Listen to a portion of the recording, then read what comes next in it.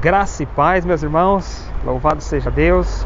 Muitos comemoram hoje, final da Copa do Mundo, a Argentina levou, que felicidade, né, para eles.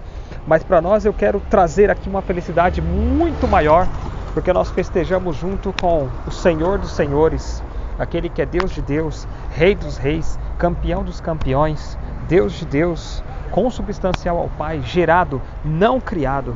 Ele que é o Senhor de todas as coisas, que rege todas as coisas. Ele que é Deus, todas as coisas foram feitas por meio dele e para ele, né? E sem ele, nada do que nós vivemos hoje estaria à nossa disposição.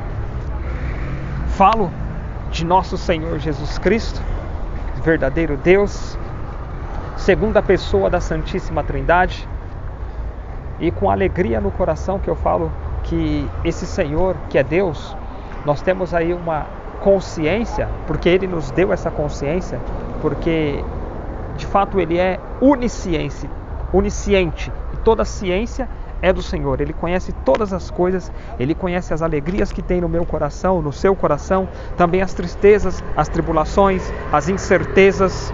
Ele conhece tudo do homem, porque Ele sonda o nosso coração, e somente Ele pode sondar nossos pensamentos, a nossa alma. Ele conhece todas as coisas. Então, por mais que ao longo da nossa vida, mas o Senhor, será que Deus existe realmente? Será que Deus conhece todas as coisas? Será que Ele está presente? Por que que o mundo está dessa forma?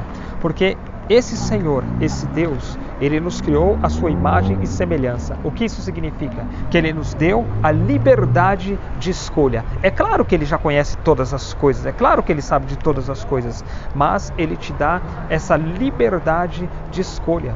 Porque por mais que em uma pregação anterior eu falava sobre a questão de eis aqui o escravo do Senhor, de sermos escravos por amor do Senhor, é claro que da mesma forma que eu digo isso, não significa que Ele rege a nossa vida à mão de ferro e fogo, mas pelo contrário, o amor dele é tão grande e tamanho é esse amor que Ele se entrega por amor a nós. Olha, nós nos colocamos na condição de escravos de Deus, mas é esse Senhor que se coloca e que se entrega e que dá a vida dele por amor de nós. Até parece contraditório, mas eu prefiro dizer que é o milagre da humildade. Olha como esse Deus, e como eu falava, a humildade é o princípio de todas as virtudes. Olha como é interessante nós imitarmos esse Senhor. Ele nos chama a essa imitação, sermos imitadores de Cristo. Na sua onisciência, Ele sabe que você tem dívidas, Ele sabe que você possa ter contraído alguma enfermidade, Ele sabe que você clama por Ele, que você pede o auxílio dele. É claro que Ele sabe, mas nós temos que ter a consciência também, e por isso somos imagem e semelhança de Deus. Nós temos que ter essa certeza de que esse Deus, Ele nos dá o livre-arbítrio. E aí nós temos que agir e arcar com as consequências das nossas atitudes, dos nossos atos, das nossas escolhas. Ele é um Deus onisciente, conhece todas as coisas. Ele permite, mas não quer dizer que é da vontade dele. Por exemplo, não é da vontade dele que o homem tenha várias mulheres? Claro que não. Mas Ele não é um Deus carrasco de que vai tirar a sua vida por conta disso. Não, Ele te chama, Ele te convida a uma conversão. Ele te convida a uma mudança de vida para estar participando da divindade dele. Ele, com certeza, Ele tem a ciência de uma enfermidade, mas a enfermidade ela é consequência das nossas faltas, dos nossos pecados, da nossa má alimentação, dos nossos maus costumes, e aí pode ser que venha uma enfermidade, mas há enfermidades que servem para glorificar o nome de Deus, há enfermidades que servem para nos levar a uma conversão, né? E há aquelas enfermidades que são as consequências das nossas faltas, dos nossos pecados, né? Ele permite, mas não significa que é da vontade dele que você esteja enfermo, ou que você esteja atolado em dívidas, ou que eu não posso dizer, até vou usar um exemplo que eu ouvi de um sacerdote, eu não posso dizer que é da vontade de Deus que a mãe vai lá e aborte o seu filho. Isso não é da vontade de Deus.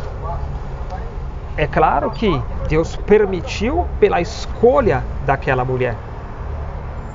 Ele não te obriga, mas Ele te chama, Ele te convida.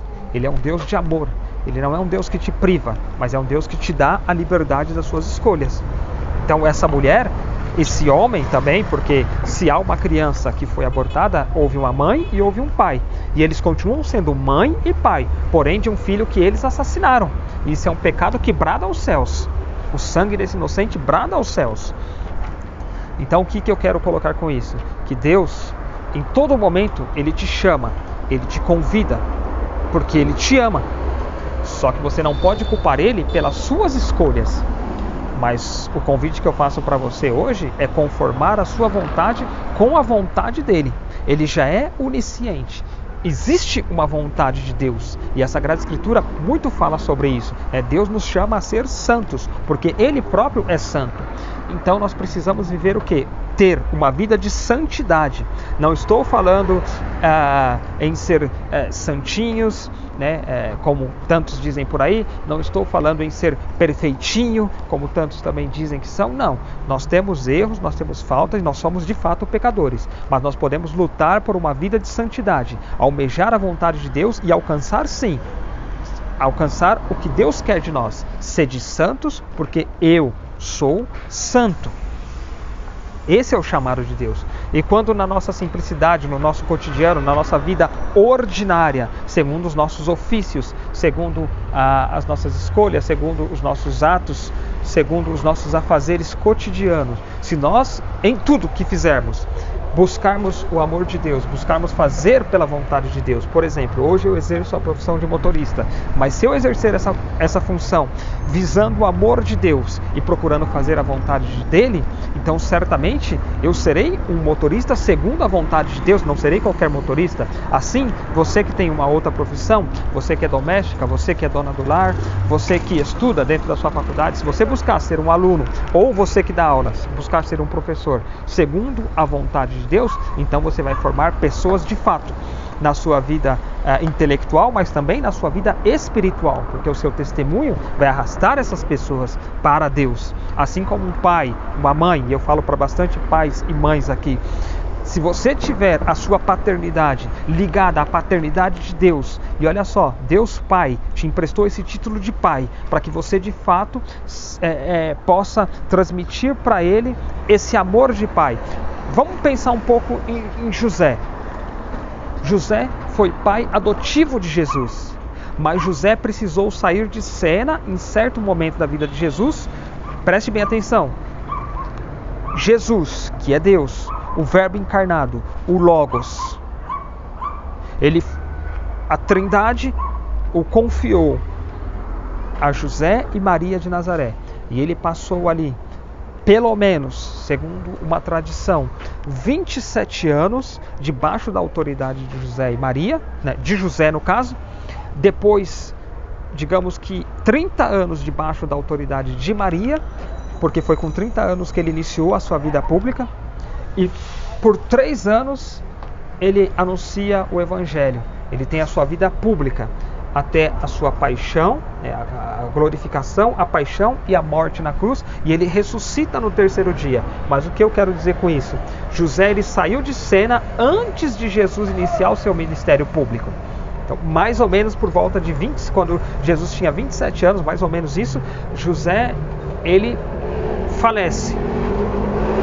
E aí Jesus passa 3 anos com a Santíssima Virgem, né? Mais 3 anos com a Santíssima Virgem. Depois ele inicia a sua vida pública. Então José, ele sai de cena.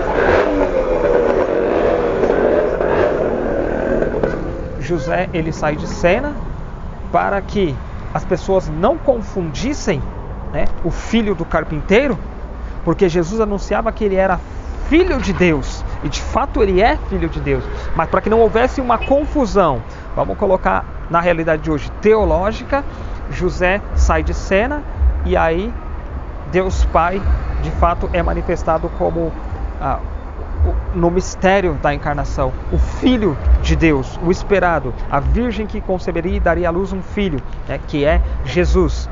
Para que você compreenda o que eu estava falando na questão do pai. Então você como pai, você tem essa importância, né, de pegar emprestado o título de Deus Pai. E aí você sim vai dar ao seu filho uma paternidade segundo a vontade de Deus. E da mesma forma a mãe. Ela vai dar, porque a mãe é a primeira catequista, a mãe é a primeira educadora, a mãe é aquela que ensina, a mãe é aquela que evangeliza primeiramente os seus filhos. Então, que fique claro isso.